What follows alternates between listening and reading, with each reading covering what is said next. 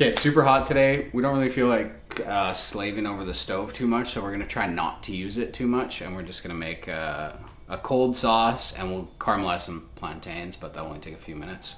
I'm gonna show you how to make chimichurri, which is great to know how to make. You can use it for like meats, fish, vegetables, potatoes, anything. So we'll make my version of chimichurri, and we'll caramelize this plantain. And yeah, let's get started.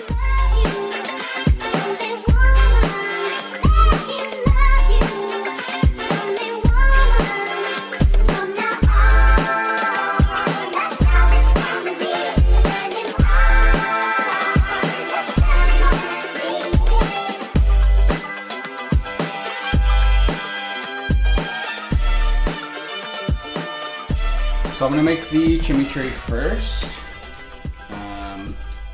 Chimichurri is an Argentinian dressing that's basically just tons of herbs and vinegar.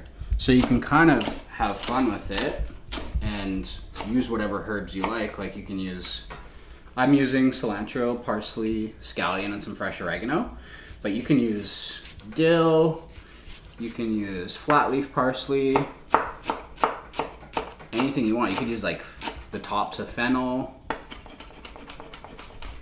So I'm gonna start with just a little bit of finely diced shallot. My knife is really dull today, but I don't have my stone, so.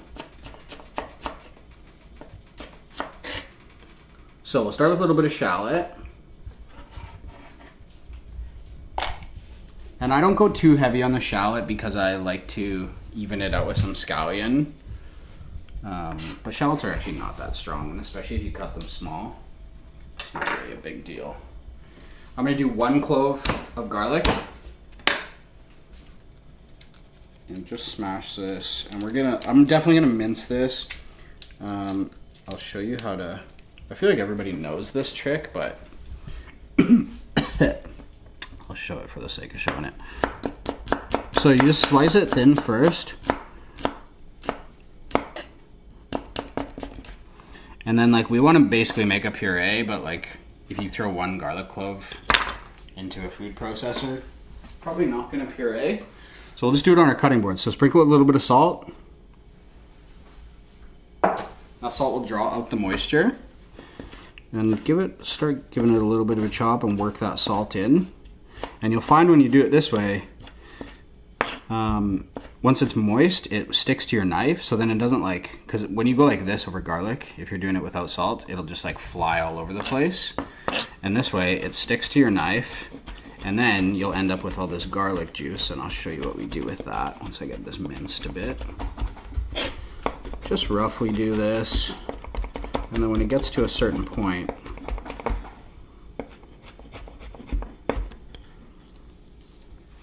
now just kind of let it sit for a second, let that salt do its work.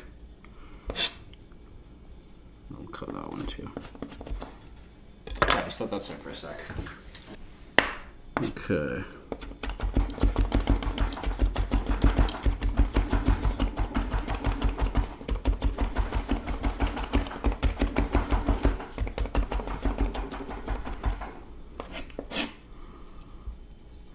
Okay, so you can see like it's all wet and sticky and nice, and it's finely chopped. So now at this point you can just flatten your knife on it and start to pull it this way.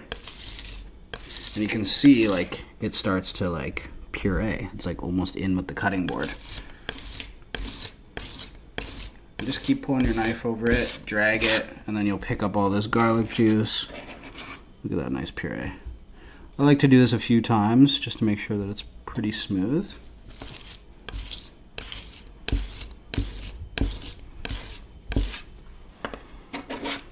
And that's it. You get a little garlic puree.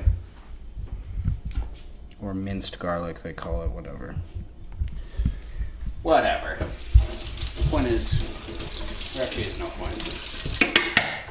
Okay, so what are we doing now? Herbs. So yeah, use whatever you want. Like mint is really nice in here. Mint and parsley I like. This is just like what they had and what I thought looked good. I love cilantro, so I wanted to use cilantro. And I think cilantro goes really nice with chilies especially. And so the idea of chimichurri is that the liquid, like unlike a lot of Italian style dressings like this that are mostly in oil, this one is mostly in vinegar with a tiny bit of oil to finish. So it's very, very bright and acidic. With something like cilantro, you don't want to run your knife through it too many times. Cilantro has a tendency to bruise, so just kind of rustic on this one. Just try not to spill it everywhere. And then parsley can, like, this is curly parsley too. They didn't have flat leaf. I would normally actually use flat leaf, but they didn't have it, so I'm using curly. You can beat the hell out of this stuff. It's pretty resilient. And then I got some fresh oregano. Fresh oregano is pretty strong, so I'm not going to use too much of this. And another trick with herbs, I'll show you this actually. Let me dry my hands. With probably like basil, oregano, stuff like that. So you can get really perfect about it, like, you know, if your chef wants it done a certain way. But really, you can just kind of grab them so they're going all the same way. And then you just roll them up. And then you don't have to like know if they're all cut. You can just go thin and it makes these little thin ribbons.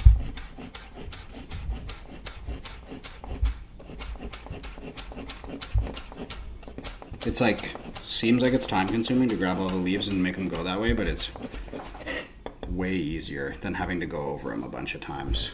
And especially with something like basil bruises really easily too. So it's kind of worth it just to cut things once. Okay, oregano in. Scallion. I'm gonna go really thin on these.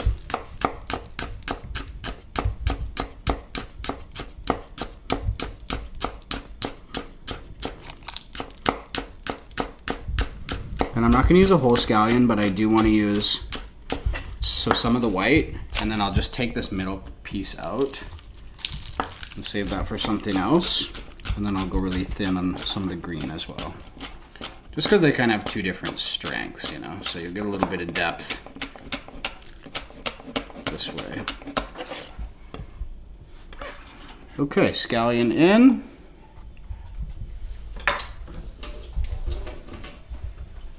And then one chili. You've seen me use these before. I kind of like using these ones, but you can use like a serrano. If you want something less hot, a jalapeno, or like an Anaheim pepper. But, you know, we're a spicy household here, so. I'm pretty sure in the last video I said like don't do this under your cutting board and did it over a plate, but it's really hot today and we don't feel like doing all this extra work, to be honest. Okay, one chili in. And we got a base of our chimichurri. Now we're gonna go in with vinegar. So, like, most chimichurri recipes are red wine vinegar, and it's like, it is kind of a specific, it's like a very, I don't know, yeah, they love to use red wine vinegar. I don't love red wine vinegar. I like it sometimes, but I'm more of a white wine vinegar guy. So I know this is like kind of non-traditional to what a chimichurri is, but whatever, it's cooking. We just need vinegar. So we're basically gonna top this up with vinegar until we can just start to see the liquid. There we go. And then you wanna hit it with a really, really good pinch of salt.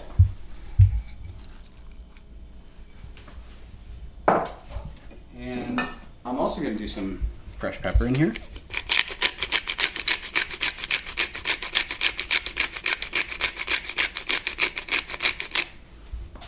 A little bit of pepper. And my olive oil's in one of these right now. Just a little bit of olive oil. Maybe a tablespoon or two. Let's put a little more just to be safe. And that's that. That's chimichurri. So give it a mix. And the reason I'm doing this first is because it gets better, you know, as it sits. Let those flavors kind of get to know each other and work. And then while we cook our plantains, you know, this should be pretty nice by the end. But make sure that you have a taste now and just check your seasoning. It should taste like quite acidic. That's a lot of vinegar in there, but just make sure that it's seasoned as well.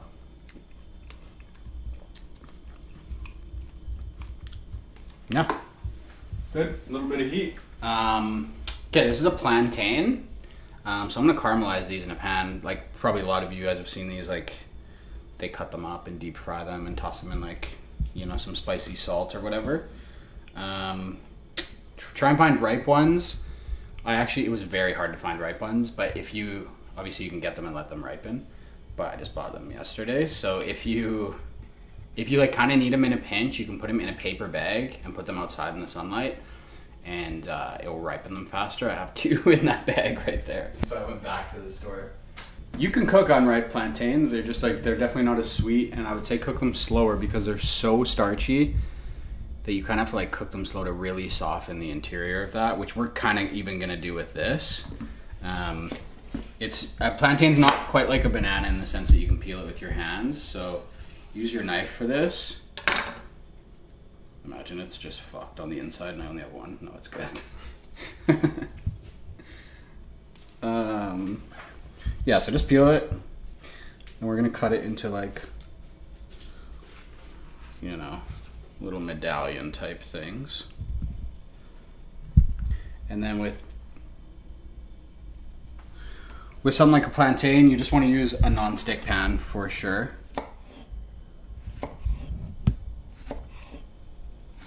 Just make sure they're all relatively the same size.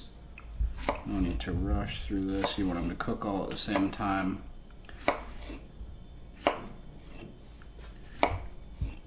And I'm going to ditch these ends because they won't look nice on the plate, so we'll just leave those there. But yeah, it's nice. It should be like kind of soft, but like you can, even when they're soft and ripe, they're structurally way more sound than a banana. So it's kind of nice. They're easy to cook with, but they do soften a fair amount when they cook. So I have a pan, pretty hot, like medium-low heat, but preheated for a while.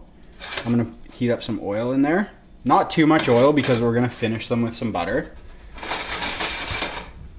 But we'll get them in here and we'll kind of, there's a decent amount of sugar in them. So you just don't want your pan too hot because if you burn them, it will taste like burnt sugar, which is very unpleasant. So just kind of slow. Make sure that oil coats the bottom of all of them. And then we'll baste them with butter when we flip them. But make sure you hit them with a really good pinch of salt. Anything that's really starchy needs a good amount of salt. You know, like rice is really starchy and like it tastes good with soy sauce on it, which is very salty. Any of the best potatoes, like best French fries, are really salty. So think about that stuff when you're cooking with starches specifically, that you're gonna need a lot more salt than you think. So we'll season them pretty well like that, and then when we flip them, we'll also season them. Oh yeah! Okay, I'm gonna use this. Shout out to Caleb Herndon, I think. He watches the videos, and he sent me this. He hand makes them, and he uses I think he just uses a knife. So like he said, he uses no sandpaper or anything to finish it. So he just like uses a knife and carves these, and then finishes them food safe. And yeah, he sent me one. I'm hyped. So thanks for sending me one. This is not sponsored. He's just obviously, who's gonna sponsor me? I have fucking 400 subscribers. Okay, so we're looking pretty good. I'm gonna flip these, give them a nice sear on the other side. Now you'll get some nice color with these, but again, it's a starch. And like a potato, if you've ever like tried to saute potatoes for breakfast that are raw, you know that it can look really seared and not be cooked on the interior. So plantains are kind of the same way, unless they're super, super ripe and soft. But yeah, I would like, that's why I do the low heat and kind of take your time with them so that they're cooking through. If you do high heat, they'll get really, really seared, but they'll still be raw in the center. So before we even baste in butter, we're gonna make sure they're seared on both sides. At this point too, we can season the other side with some salt. Cute little vegetarian scallops.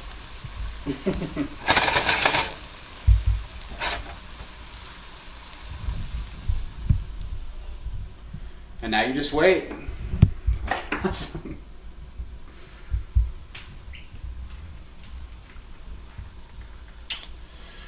So yeah, just a couple minutes. So also what I'll do when I baste in butter, like if I've cooked something in oil, obviously I don't want it to be like, I mean this is kind of counterintuitive, but like I don't want it to be fucked up greasy. I know I'm putting that much butter in, but like I just want to drain some of the oil. I don't know, maybe it's just for peace of mind. I don't know if this really matters, but I'll drain as much as I can. And then hit it with butter. Butter also, when you cook butter in anything, butter will brown things more because butter browns. So if you're ever like, if it doesn't look that brown right now, don't worry, because when you add this butter and put in the butter more, they'll brown more. And I basically want them to finish poaching in the butter.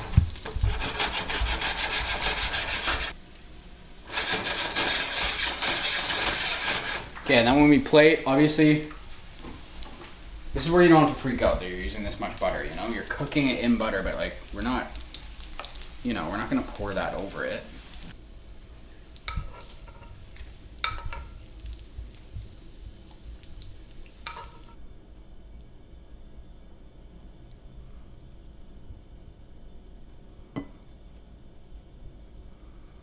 This is like a really vibrant, summery, like sweet, rich, acidic, but just like a nice side dish. But again, you can use the chimichurri. The chimichurri is just good to know how to make on its own. You can use the chimichurri very much for a main dish. I just wanted to showcase plantains a little bit. And yeah, there we go. We'll hit that with a final dusting of salt as always. Let's see. Oh, it's hot.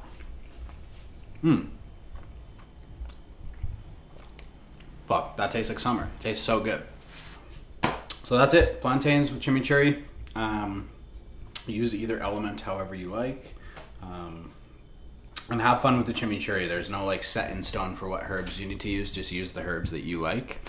And as always, just taste and adjust as necessary and make it tailored to you. I'm not trying to just show people how to cook my food. I'm just trying to show you how to cook and be intuitive. So yeah, make it your own. Let me know if you make it. Let me know if you don't make it. Just let me know something. And yeah, we'll see you in the next one.